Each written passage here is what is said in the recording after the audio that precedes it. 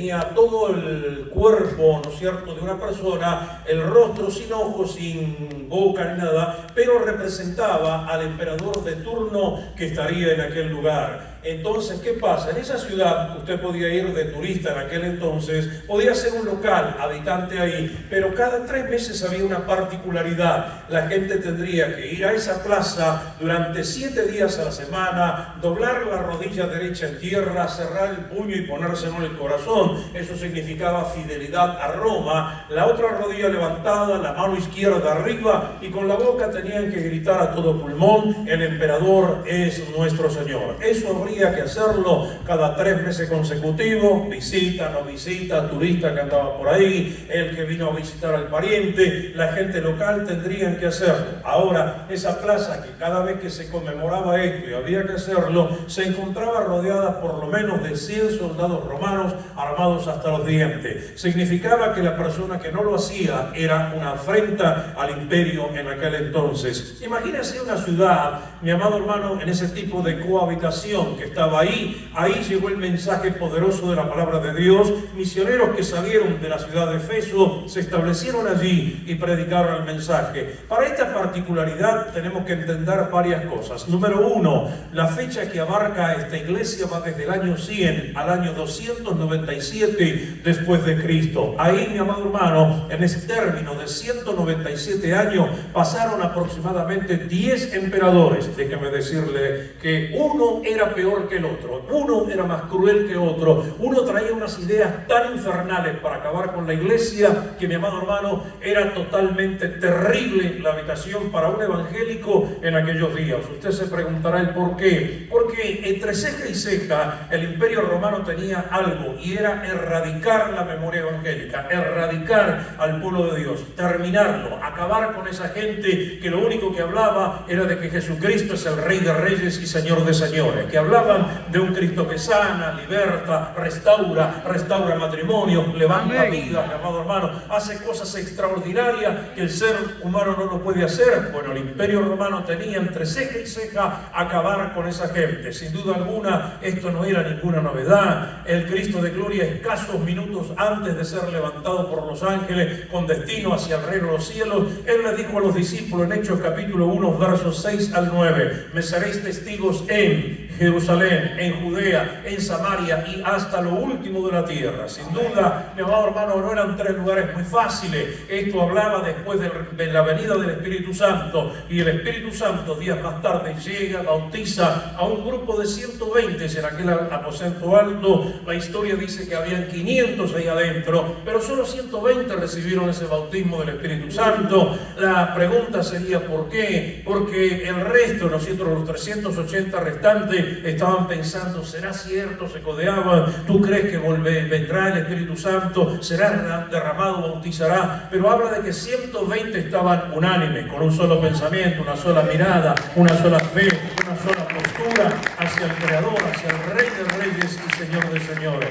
Y ese bautismo llegó, y cuando el bautismo llegó se levantaron, y ahí empieza, mi amado hermano, la gran evangelización a nivel mundial. Jerusalén era una ciudad complicada. Recuerde, estamos a 40 días de que el Mesías había resucitado. Había gran problema político entre los fariseos, los escribas, los saduceos y el gobierno romano de aquel entonces. Entonces la problemática era muy grande, y establecer y predicar ahí no era cosa fácil. Ahí empieza la gran evangelización. Luego comienzan las persecuciones, son trasladados a Judea. Los tetrarcas romanos se peleaban entre ellos y le echaban la culpa a los cristianos. Ya se imagina qué era lo que pasaba. Mi amado hermano, terminaban algunos crucificados, muertos, arrojados al patíbulo o al circo romano, despedazados por animales. Luego de ahí pasaríamos a Samaria. Samaria, sin duda alguna, todavía un lugar más conflictivo. Samaritanos y judíos no se podían ver en pintura. El único que saltó la cerca y entró ahí en Samaria, ¿quién fue? El Cristo de gloria. Se enfrentó con una mujer samaritana, le dijo: mira, tu vida es esta y esta y esta, 5 maridos has tenido, el que tienes ahora no es tu marido. Empezó a declararle toda su vida. La mujer se quedó, mi amado, espantada cuando empezó a hablar con el maestro. Luego empezó a ver aquellas cubetas que venían con agua en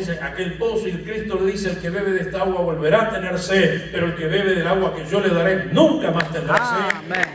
Entonces, sin duda alguna, mi amado, empieza toda una situación de que el Evangelio tendría que llegar a ese lugar. Gente dura, extremadamente aferrada solamente al Pentateuco, desde un Génesis a un Deuteronomio. Los samaritanos les encantaba leer otros libros y ahí estaba la problemática. El Evangelio llegó ahí. Pero hay un problema. Dice la historia que los mismos apóstoles que llegaron ahí como que un poco se acomodaron y se quedaron ahí tranquilos, que no pasaba nada, pero la persecución los empuja hasta, mi amado hermano, a lo último de la tierra. Los saca de ahí, empieza la evangelización a llegar a todo lo que era el Asia Menor. Llegar hasta lo último de la tierra, sin duda alguna, creo que sería lo más difícil. ¿Por qué? Porque nosotros podríamos decirle a un hermano que vaya, a lo mejor enfrente de nosotros nos dice que sí, pero tan pronto le damos la espalda, él va a hacer lo que él quiere. Pero cuando el Cristo de gloria agarra a una persona, la unge con su poder, mi amado hermano, sin duda alguna, no habrá infierno que lo pueda parar, no habrán políticos que lo puedan detener, no habrá nada que va a impedir que el hombre siga predicando el poderoso evangelio del Cristo de gloria. Claro, todo esto, mi amado hermano, se iba extendiendo, se iba expandiendo. No crea que el gobierno romano se había quedado quieto. Querían eliminarlos a toda costa, pero nunca pudieron. La iglesia nace en la tormenta, crece en la tormenta, se fortalece en la tormenta y el evangelio se seguía predicando. La iglesia que estaba en Esmirna, su mejor momento llegó cuando llegó a tener 70 miembros, de acuerdo a la historia. Pero había un problema. Ellos no se reunían en locales como estos, mi amado hermano, con aire acondicionado, electricidad, cámara de televisión. No, se reunían en las cuevas, en las peñas, se iban, mi amado hermano, hasta debajo de tierra. Si algún día usted puede visitar Turquía, puede darse un buen tour ahí adentro y visitar Capadocia, por ejemplo, lo van a llevar a donde vivían los cristianos, bajo tierra, hasta 50 metros bajo tierra. Construyeron, mi amado hermano, edificios tremendos ahí abajo. Había que bajar por escalera, andar todo eso todavía existe, son las viejas ruinas que quedan, y la gente se escondía en esos lugares ahí, porque la persecución era intensa. Y claro, se reunían en las peñas, en las montañas, en las cuevas, aún bajo tierra. Nada detiene al poder de Dios. El Espíritu Santo está presente. Se pueden reunir debajo de la tierra y ahí llega el poder de Dios, mi amado hermano. Y la iglesia alababa y glorificaba a Dios, claro, como todas las cosas. La iglesia que nació en el primer siglo, mi amado hermano, fue muy perseguida. Nunca faltaba alguno, permítame la expresión, en aquellas reuniones que sacaba el celular, le mandaba la ubicación a los romanos, y cuando estaba en lo mejor del culto, rodeaban aquel lugar, entraban y sacaban a todos los cristianos para afuera y se los llevaban directamente, mi amado, al patíbulo, al circo romano. Recuerde que había varias arenas situadas, una estaba en Pérgamo, otra estaba en Roma y otra estaba, mi amado hermano, cerca del centro de Turquía. Ahí se los llevaban, y sin duda alguna, mientras iban, mi amado hermano, uno podría pensar que esa gente iba callado, porque iban, cada uno se le asignaba un verdugo que iba al lado de ellos caminando, y mientras ellos iban caminando, sospechamos que le dirían: oye, verdugo, mira, ¿sabes una cosa? Déjame ir a mi casa. Yo estaba ahí en la iglesia del pastor Roberto Carlos, pasé de pasada, me metí, pero yo no lo conozco a él, nunca estuvimos ahí, nunca fuimos. No, mi amado hermano, esa gente le iba predicando al verdugo, le iba hablando de Jesucristo, le iba predicando el plan de salvación, le iban hablando de que podía ser salvo en Cristo Jesús. No, si las cosas no eran fáciles en aquel entonces para que el evangelio llegara a este presente que estamos viviendo, hubo gente que pagó los precios más caros, mi amado hermano, para que la gloria de Dios se manifestara en estos lugares. Si puede, un gloria a Dios bien fuerte. Mi alma te alaba, Señor.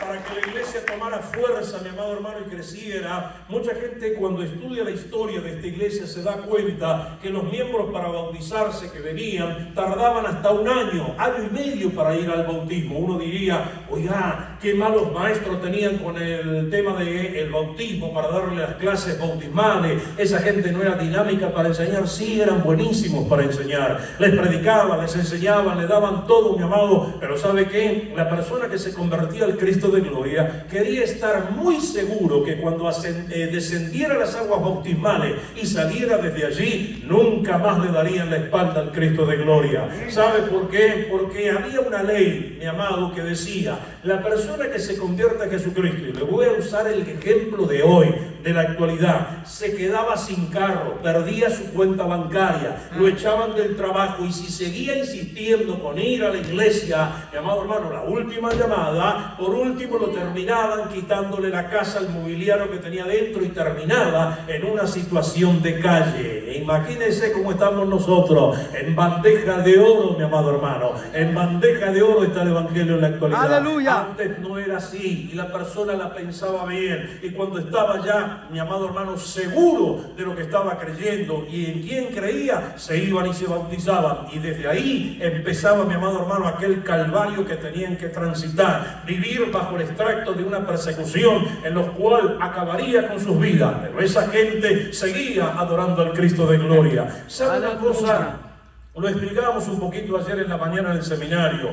Hubo alguien que en la antigüedad, en el pasado, llamado en el Antiguo Testamento, era un experto creador de las máquinas de las torturas más grandes en la historia. Ese hombre era Nabucodonosor. Se cree históricamente que el tipo no dormía pensando qué máquina usaremos mañana para torturar a la persona, para hacerlo pedazos. El tipo craneaba todo y él fue que inventó las parrillas gigantes, llamado, donde le ponían brasas, troncos de árboles y calentaban eso a sus grandes temperaturas para asar a muchísimos cristianos. ¿Sabe con quién las estrenó? Nada más y nada menos con los falsos profetas que venían en Jeremías a hablarle al rey. Venían antes de la invasión, le decían: rey, no te preocupes, cuando venga Nabucodonosor, ¿sabe qué? Vamos a tener misiles, tanques de guerra, vamos a tener ametralladora calibre 50, vamos a tener misiles hipersónicos, aviones cazabombarderos. Cuando venga Nabucodonosor lo vamos a filetear. Y amado hermano, cuando entraba Jeremías, que decía: así dice Jehová Dios de los ejércitos, venía con una palabra directa y a la gente no le gustaba, al rey menos. Decía: este tipo no me gusta, me encanta lo que los profetas me predican. Claro, si estaban todos sobornados, les pagaban buen salario por hablar bonito, pero cuando Jeremías entraba, como dijo el pastor,